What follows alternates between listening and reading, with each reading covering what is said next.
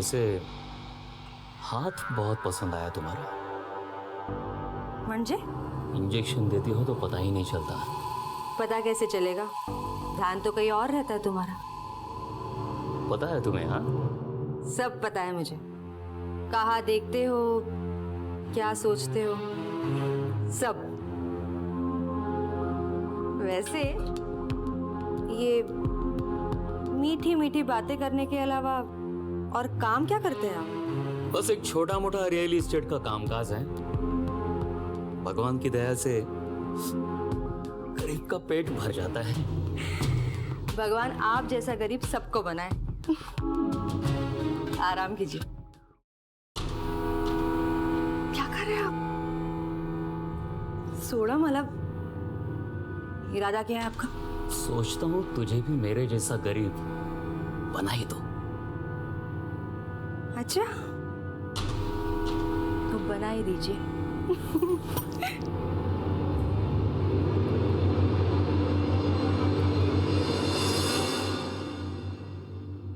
उसके बाद साहब वो वहां नहीं रोकी, वो गंदगी मेरे घर तक लेके आई। मुझे तो लगा था तुम पिछले हफ्ते आओगे। ना कोई कॉल ना कोई मैसेज। क्यों? अरे एक डील के चक्कर में पुणे गया होता मैं। झाली डील? मैं जाऊं और डील ना हो, ऐसा कभी हो सकता है भला? पूरे 5 लाख का कमीशन उठाया इस बार। 5 लाख? राजा अब बस हो गया। मैं ऐसे चोरों की तरह चुपके चुपके तुमसे नहीं मिलना चाहती। तो बताओ क्या करना है? मुझे इस घर से बाहर निकालो। मैं तंग आ चुकी हूँ। दम घुटता है मेरा यहाँ। वो इंसान ना ही खुद आगे बढ़ता है और ना ही मुझे बढ़ने देता है। तो छोड़ दो उसे। अगले हफ्ते आता हूँ। सच? तुम्हारी कसम। राजा। सरिता! तो यह है तुम्हारे पैसे कमाने का धंधा? और तू है? हाँ? संतोष, संतोष क्या कर रहे तेरी हिम्मत कैसे? संतोष, छोड़ इसे। पहले मुझे शक था लेकिन अब यकीन हो गया कि इसी के साथ तेरा चक्कर चल रहा है। अपना बोरिया बिस्तर बांध और निकल मेरे घर से। और दोबारा तुम्हारी ये मनुष्य सूरत मुझे मत दिखाना। देख।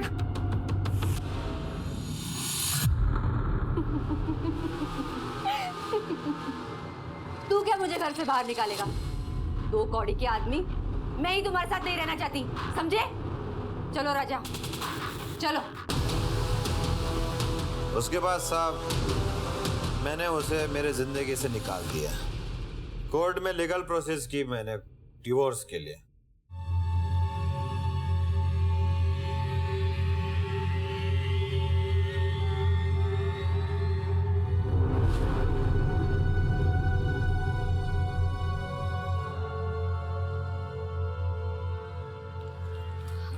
मैडम, साहिब कुठे? साहब वहां है।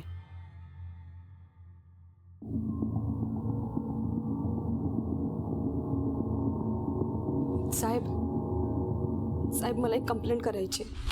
कसली कंप्लेंट? साहेब, मेरे साथ कुछ गलत हुआ है। गलत हुआ? मतलब?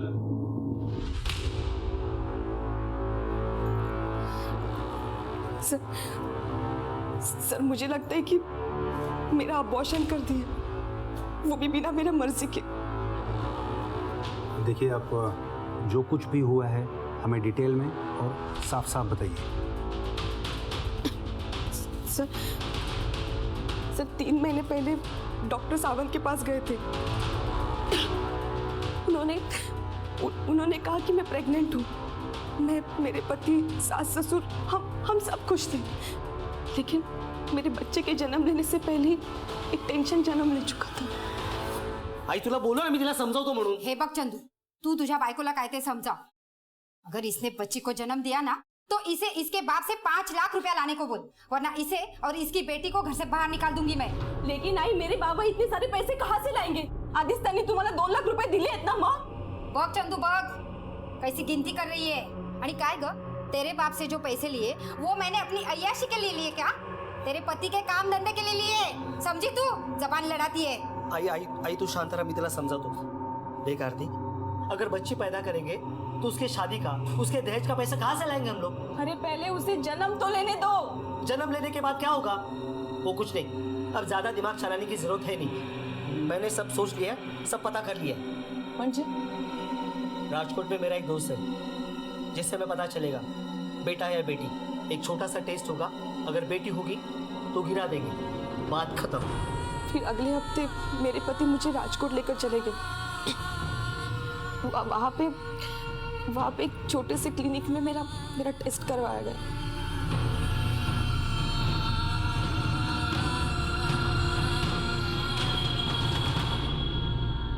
क्या हुआ डॉक्टर साहब? जय माता दी।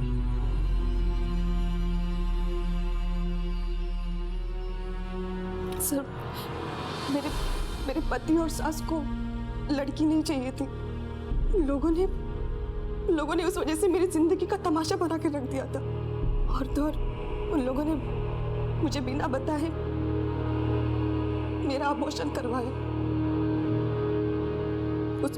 उस वजह से मेरी तबीयत बहुत खराब होती चली गई। मुझे इन्फेक्शन भी हो गया। और उसके बाद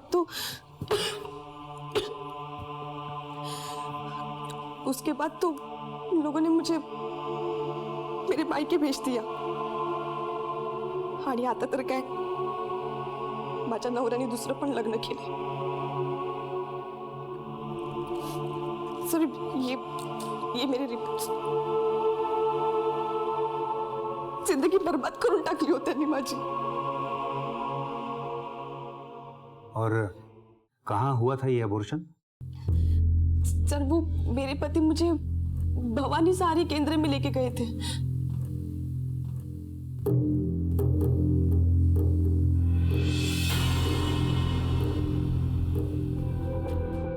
और फिर उसके बाद क्या हुआ मुझे नहीं पता। सर, आरती के मुताबिक वो 4 महीने प्रेग्नेंट थी। अगर ये सच है तो फिर एबॉर्शन इलीगल है, क्योंकि ना 2 मेडिकल ऑफिसर्स को कंसल्ट किया गया था और ना ही आरती की कंसेंट ली गई थी। और दूसरी बात, ये आरती का पति चंदू भी उसे लेकर भवानी सारी केंद्र गया था। होना हो भवानी सारी केंद्र का इस इलीगल अबॉर्शन के साथ कुछ ना कुछ कनेक्शन जरूर है। अपने इन्फॉर्मर्स को काम पे लगाओ। सगळ्या गावात कुणीतरी असा असेलच ना जो सरिता मोरे, सरिता देवळे, डॉक्टर मोरे, डॉक्टर देवळे की सच्चाई को जानता होगा। सर,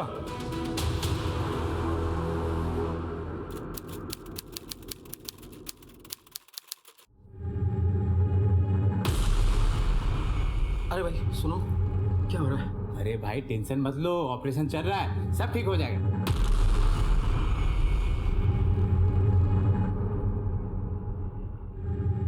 मैडम, क्या हुआ है?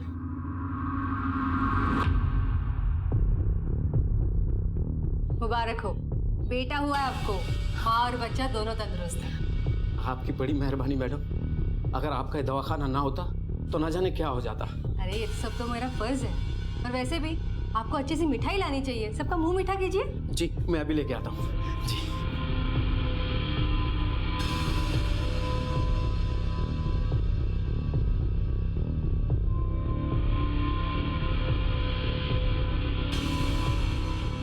ये क्या ताई, आपने वापस पान तंबाकू खाया? मैंने आपसे कहा था ना, पान तंबाकू बिल्कुल बंद। अगली बार से अगर से पान तंबाकू खाया ना आपने तो इतना बड़ा इंजेक्शन दे दूंगी आपको, समझ गई? डॉक्टरनी मैडम, मुंह बिठा कीजिए। अरे दिनकर आओ, किस लिए?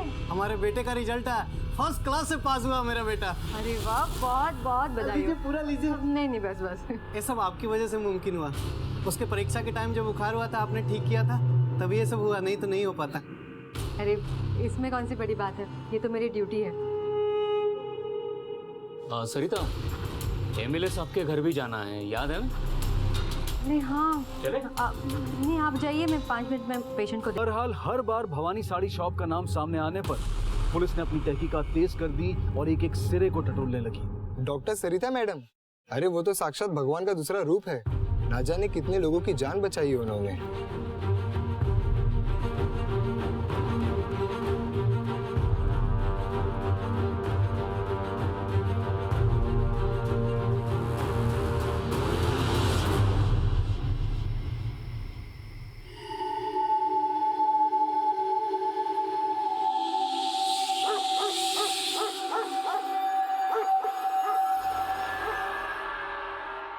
सर। हाँ शिंदे, क्या है नई जानकारी? सर गांव में बहुत लोगों से बात की। गांव के लोगों के मुताबिक तो वो भगवान है, उसने कई लोगों की जान बचाई। नहीं, गांव वालों का भरोसा जीतने की कोशिश है ये, ताकि किसी को शक ना हो। सर इसके अलावा सत्यम क्लिनिक के वेस्ट से हमें लीड मिली है। सर ये देखिए बिल्स। होम साइड डिस्ट्रीब्यूटर के बिल्स है, दवाइयों का डिस्ट्रीब्यूटर है। इसी के यहाँ से सारी दवाइयाँ आती है। लेकिन सर बिल सत्यम क्लिनिक के नाम पे नहीं होते, बल्कि लक्ष्मी मेडिको के नाम पे होता है। अगर इनकी खुद की क्लिनिक है तो ये लोग दवाइयाँ दूसरे के नाम से क्यों लेते हैं? तो हैरानी की बात यह है कि सत्यम क्लिनिक से करीब 12 किलोमीटर दूर लक्ष्मी मेडिको नाम की एक दुकान भी है। हमने वहाँ भी पूछताछ की, लेकिन उन्होंने बताया कि उनके यहाँ की दवाई तो किसी और ही डिस्ट्रीब्यूटर से आती है। शिंदे, उछला या होम साइड डिस्ट्रीब्यूटरला शायद वही इन लोगों से मिला हुआ है। साहेब, मी देवाची शपथ घेऊन सांगतो, मुझे इस चक्कर के बारे में कुछ नहीं पता। तुम्हारी एजेंसी से एक फर्जी दुकान को दवाइयाँ बेची जाती हैं। ऑर्डर फॉर्म पे सिर्फ डॉक्टर का नाम लिखा है, रजिस्ट्रेशन नंबर भी पूरा नहीं है। बिना ये सब कुछ देखे तुम डिलीवरी भी दे देते हो और अब कहते हो कि तुम्हें कुछ पता नहीं है।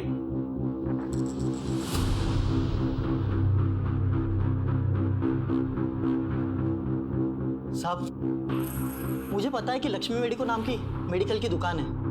वहाँ से हमेशा कॉल आता था, लेकिन उन लोग ने हमें कभी डिलीवरी देने ही नहीं दी थी। वहाँ से हमेशा एक बंदा आकर डिलीवरी लेकर चला जाता था। तो इसमें शक करने की कोई वजह भी नहीं हुई ना साहब।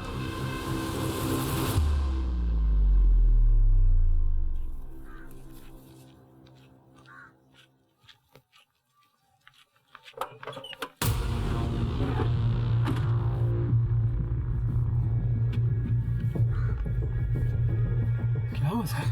यही तो हमें भी जानना है कि क्या क्या हुआ है। देख यशवंत, तू बाल बच्चे वाला आदमी, अगर कुछ गलत हो गया तो तेरे अस्पताल के मालिक तो बड़े बड़े वकील कर लेंगे, शायद छूट भी जाएंगे। लेकिन तेरा क्या होगा? तू तो सीधा अंदर जाएगा और तेरे बाल बच्चे तो रास्ते पे आ जाएंगे। सपोज सर, मैं सच बोल रहा हूँ। मैं वहाँ बस काम करता हूँ, वो लोग जो कहते हैं वही करता हूँ, इसके अलावा कुछ नहीं करता हूँ सर। यशवंत, ये मैं जानता हूँ, कोर्ट में तुम्हारी ये बात कौन सुने? तुम तो 5-7 साल के लिए अंदर चले जाओ। अरे नहीं साहब, मुझे बचा लो।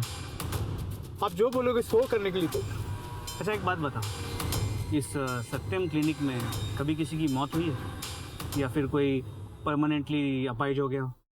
कुछ याद है तुम्हें? कुछ याद है तुम्हें?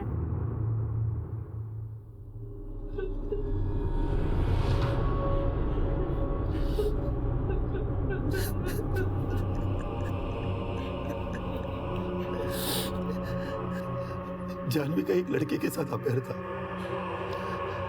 हमें भी उस लड़के से कोई आपत्ति नहीं थी, मगर जैसे ही जानवी की प्रेग्नेंट होने की खबर आई, वो लड़का किसी को बगैर बताए कहीं चला गया। जानवी ऑपरेशन करने के लिए तैयार नहीं थी। उसे यकीन था कि वो लड़का लौट आएगा, मगर वो जब नहीं आया तब हम टूट गए और फिर हमने वो सत्यम क्लिनिक में जाकर चुपचाप ऑपरेशन करने का फैसला कर लिया। लेकिन जानवी की मौत कैसे हुई? पता नहीं साहब, शायद ऑपरेशन के टाइम पे कुछ हुआ होगा। हमें तो सिर्फ लाश ही मिली। तो आपने वहाँ डॉक्टर से कुछ पूछा नहीं? पूछा था, मगर उन्होंने हमको धमकी दी। हमें कहा ये बात अगर किसी को कही दी तो ये बात फैल जाएगी और तुम्हारी इज्जत तो जाएगी, पर से पुलिस के चक्कर में फंस जाओगे। तो हम डर गए साहब, इसलिए हमने किसी को कुछ नहीं कहा।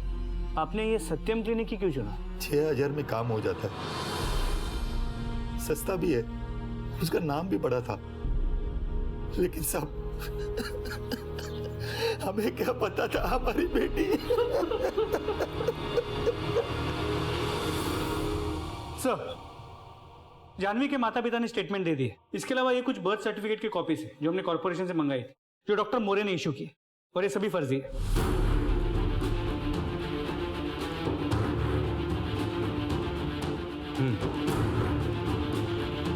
शिंदे, मुझे लगता है कि अब वक्त आ गया है। शंकर से कह दो कि अपना जाल बिछा दे।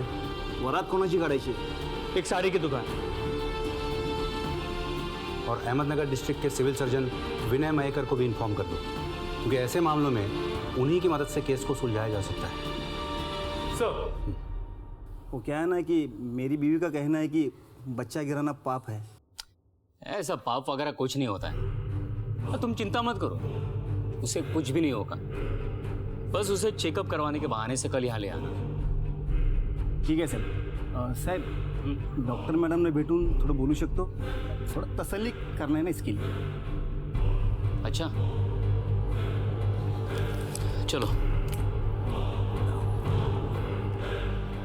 साहेब काय घबरायचं कारण नाही ना? अरे नहीं काय घबरताय तुम्ही? नाही, तीसरी बार है ना इसकी. अरे ऐसा कुछ होता नहीं, हमने कई बार किया ये. चल सरिता, ये सुधाकर है. नमस्कार मैडम. बात हो गई इनसे, लेकिन आपके मुंह से सुनना चाहते हैं. मैडम कोई प्रॉब्लम तो नहीं होगी ना? अरे नहीं नहीं, आप बिल्कुल टेंशन मत लीजिए. देखिए आप सिर्फ अपने पत्नी को कल सुबह 8 बजे यहाँ लेकर आइए, बाकी आपका पूरा काम हो जाएगा. हेलो साहब, शंकर बोलतोय. हाँ बोल शंकर. साहेब आधा काम तो हो गया. ठीक है. शिंदे, डॉक्टर मयकर को इन्फॉर्म कर दो कल सुबह 8 बजे. सर.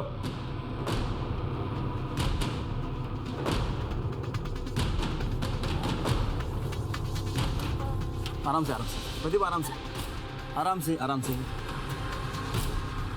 कुछ नहीं होगा प्रदीप, कुछ नहीं होगा.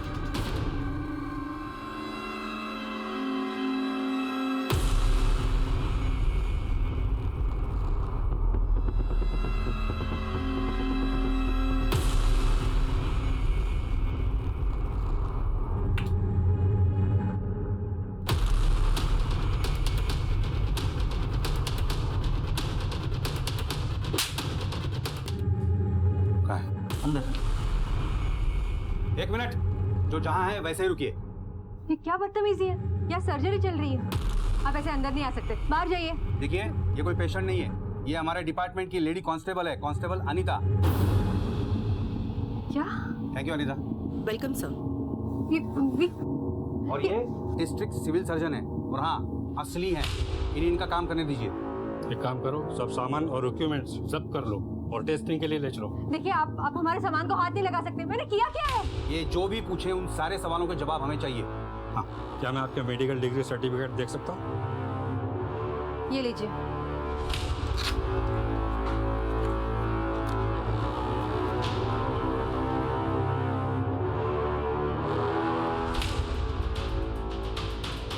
सर, ये सारे सर्टिफिकेट फर्जी हैं. शिंदे, यहाँ के सारे लोगों को हिरासत में ले लो. चलिए मैडम, अब आप अपनी प्रैक्टिस जेल में चल के करिए. बहुत सारे पेशेंट मिलेंगे आपको वहाँ पे.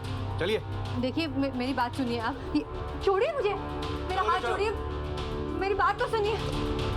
सारा सामान जब्त कर लो और हॉस्पिटल को ताला लगा दो. चलो. एक मिनट, ये क्या हो रहा है? काजल देखो ना, बोला है ना मुझे छोड़ने को.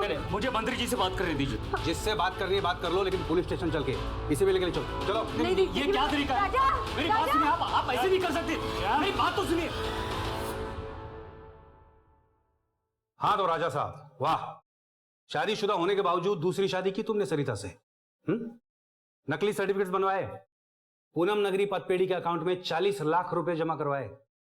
गैर कानूनी काम के सड़क पे बहुत आगे निकल गए थे तुम, लेकिन ये भूल गए कि पाप का घड़ा एक ना एक दिन भरता ही है.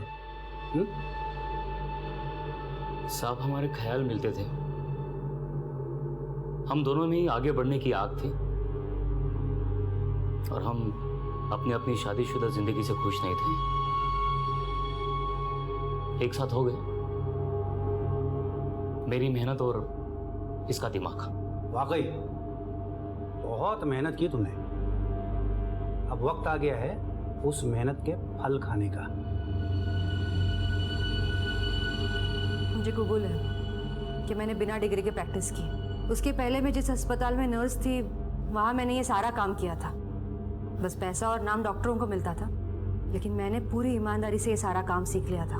फिर मैंने अपना काम शुरू किया. एक तजुर्बेकार दाई को अपने साथ ले लिया.